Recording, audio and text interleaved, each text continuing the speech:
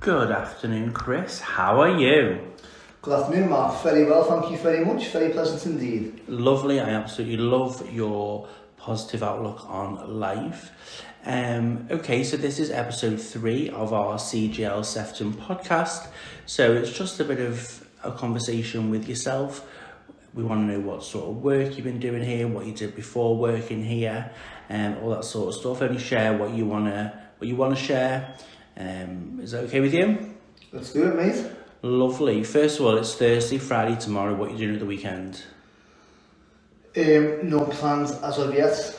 Besides gymnastics Saturday morning. You do gymnastics? Taking little girl to gymnastics Saturday morning. Oh yeah. And then currently moving house, so be doing some bits in the house for that. Oh nice. You're going to be moving closer to me, aren't you? That's correct, mate. Yes. That's exciting, isn't it? Sure is. I bet you can barely wait. Okay, fabulous. So, first couple of questions. What role do you do at CGL? So I am an assessment worker. An assessment worker, okay. And just explain what sort of things you do day to day. So basically, as an assessor and on the assessment team, our role is to, almost, if you like, the first point of contact between clients who are and service users who are referring for the first time, myself or through a professional, or who have dropped out of treatment and want to re-engage. So basically what we'll do, we will assess our clients and build a picture of their drug use, how big of a problem is it, what support they feel they need, what support we can provide, what the recovery goals are, and how can we achieve that. And then we will, from that assessment, we'll either book them appointments, whatever is required, to see the alcohol nurses, the medics, if it's a opiate subscription, an OST prescription, and discuss other referral options in regards to options to support them to make better changes to their life. Fabulous. Is it emotional at times? Yeah, absolutely. I think, some people feel isolated in the world, aren't they? And I think what I find is that some people are very isolated and just thrive on having someone to talk to. I also feel some people, because in society the dependence of drug and substance misuse is such a negative stigma around it, that they're embarrassed, they're ashamed about it, and also some people just don't know what support's out there. And I think when you come in here, a majority, not a minority. And I just like having that contact to identify certain positives in the current lives and how we can change other negatives to make them better. I love that. That's absolutely brilliant. That's so positive. And it's such a shame because there is a massive stigma around addiction, isn't there? Yeah. I mean, sorry there is, and for me, I know there's a lot of emphasis on physical health and and diseases and stuff like that, and I know people say cancer affects everybody. Substance misuse does, rips families apart, it rips careers apart, it rips a person's spirit and character, and I think what we're trying to do here in CGL, and actually the support we can offer, I think it's it's immeasurable and it's evidence-based. And I just think clients have got to want to change, they've got to want to help, they've got to want to support. Number 2, they've just got to believe in us. They've got to believe in us, believe in the system, believe in the process, and know that anyone has got the ability to change life. Absolutely anybody. Never going to be easy. it's a long road, but I think the most important part is the beginning, and I think just attending or just calling up, I think I feel sometimes CGL, for everything we can offer, we're saying yes, we're CGL, we can offer, you know, support for addiction in regard to OSTs, we can offer counselling, we can offer group work, we can offer support with housing, support with employment, but I feel to engage, we're still on the top of the mountain, and for people just to call up or just to walk in or just admit that they need some support, you know, they're at the bottom of the mountain there, and it's gradual progress, you know, and I think how we are now able to and are breaking down those barriers with the team we've got. The ideas that are within CGL, I just think is absolutely fantastic. I wish people could see what I could see right now. I love how you talk with your hands. You're so not dramatic, what's the word I'm looking for? You're so expressive, yeah, and passionate. And it's really nice to see that somebody, you know, because I know you won't mind me saying, because we're friends and I know you don't come from an addiction background, so there's no lived experience. And not that you need lived experience to work here, of course not, but the passion that you have for addiction without having that lived experience, you know, it's very rare to see. And I think it's a beautiful thing to watch. It's really, you really are a breath of fresh air. And I think you could actually be a public speaker. Well, I think first and foremost, I'm a product of my environment, and I think, you know, sometimes it's nature versus nature, isn't it? One of my greatest gifts, I believe, is I've always, lucky enough, I've always been around good people, which has enabled me to make good and positive decisions, and being able to compare myself to positive role models, not the people you have no idea about, to real people who've worked hard to make progress, you know, and just to get through. And I think, yeah. Okay, so what is your favourite thing about working in the addiction field?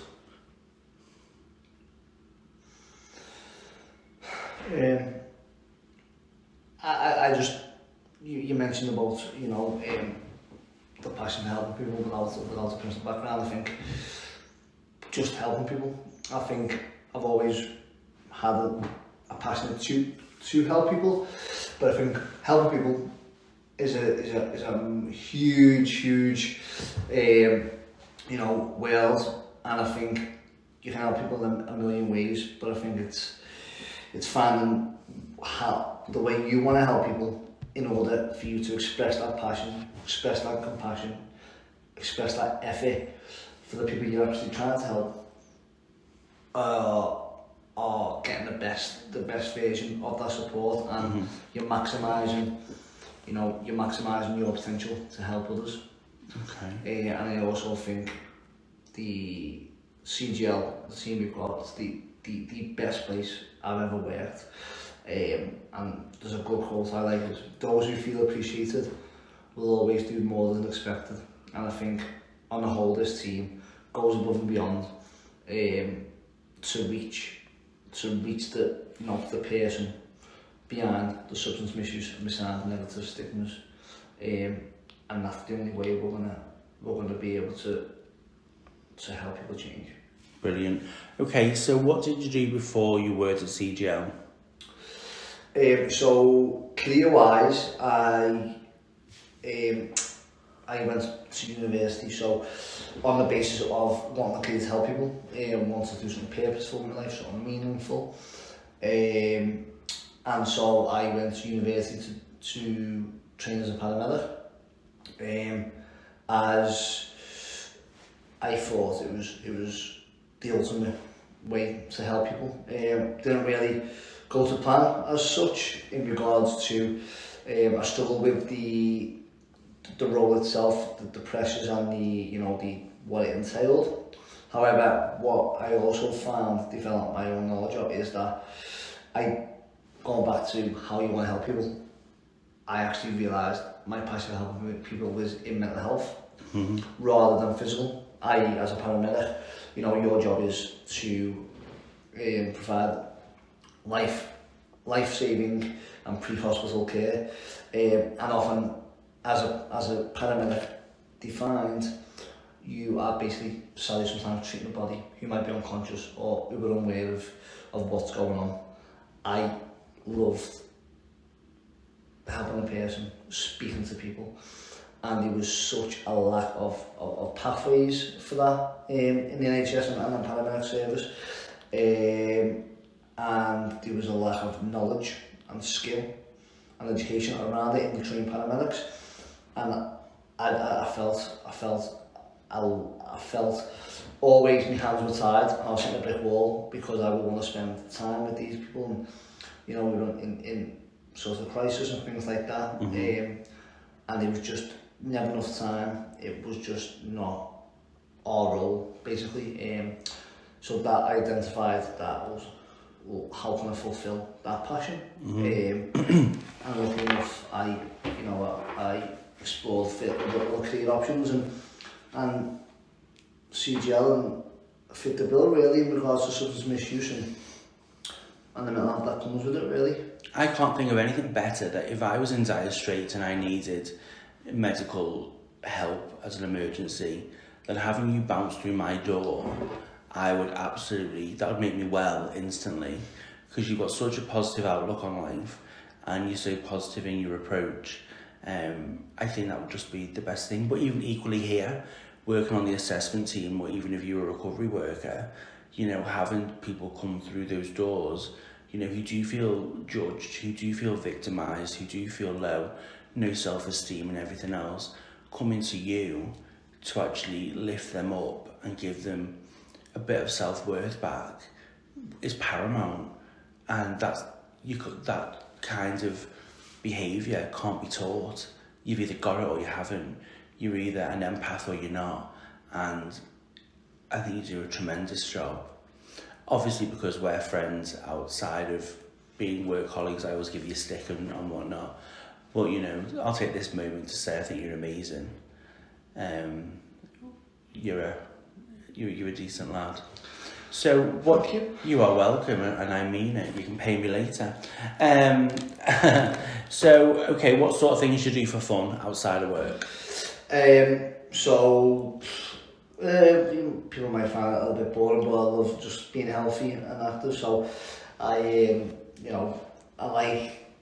love quotes and exploring sort of philosophy and the meaning behind things, and finding quotes from that inspire me and help me simplify my life and put things into perspective in order to get through good, difficult times, whatever it might be.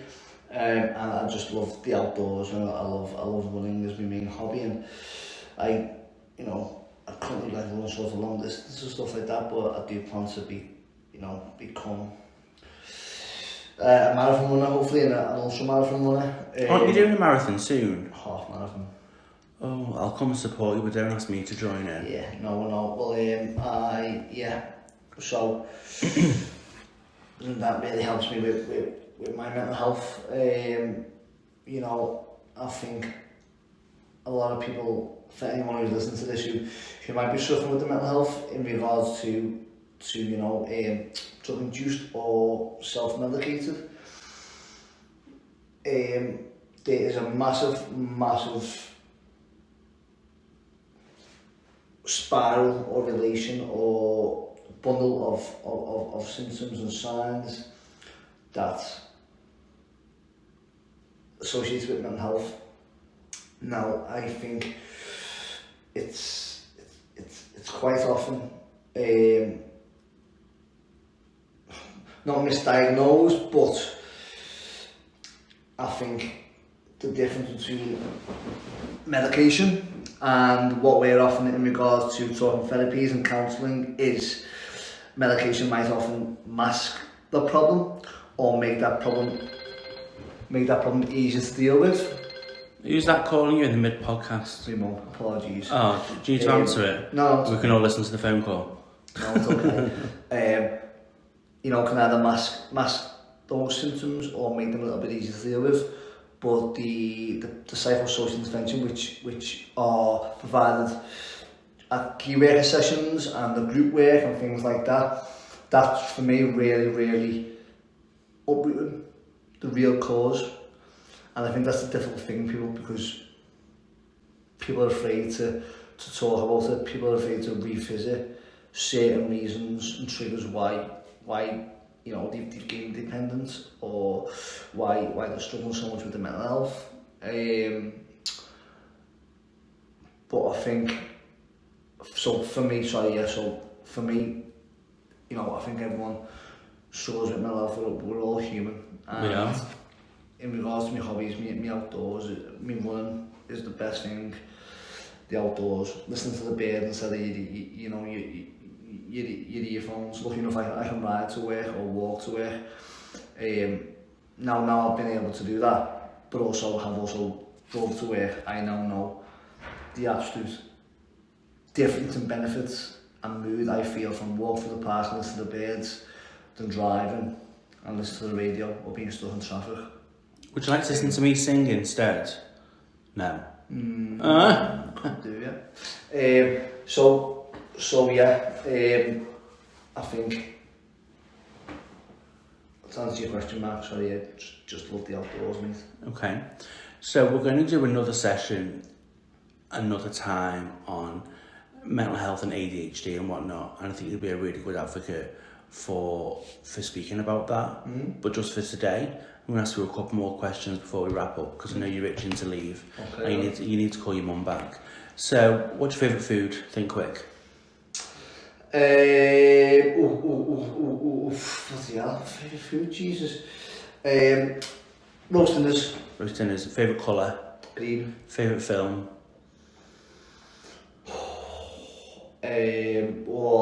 Carlito's Way. Favourite singer? Don't have a favourite singer, sorry, Mark. Don't you? No, I'm not into music. Favourite thing about me? Selflessness. Ah. Say 5 positive things about yourself. Healthy. Yeah. Resilient. You are. Positive. Mm-hmm. Ambitious. Yeah. Kind. Can I give 5 positive things about you that I think? Go ahead. Well, I'm going to anyway. So, you're kind, you're fabulous, you're generous, you're honest, and you're loyal. 5. I'll take that. I'm very beautiful as well. Again, you can pay me later. Well, be kind. You'll be the most beautiful thing in the world, guys. Absolutely. Thank you for your time. Thank you for listening. Thanks, Mark. Bye, buddy.